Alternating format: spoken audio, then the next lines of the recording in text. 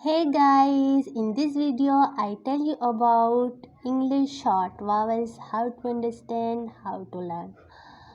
A for apple, A sound A, E sound A, I sound E, O sound O,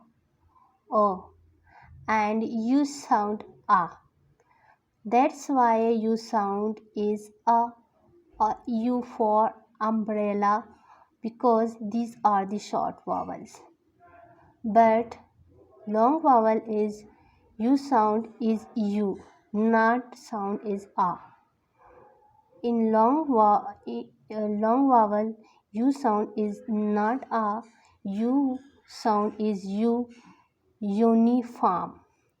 For example, but I tell you about only short vowel. Okay, so these are the symbol are pronounced a apple and pen mat. Pronounce e pronounce a elephant and pen at mat.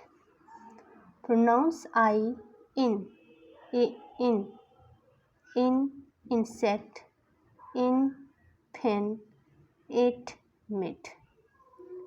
Next you next sound o octopus o. Okay, next sound u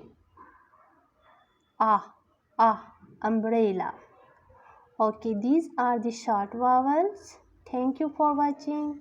Bye.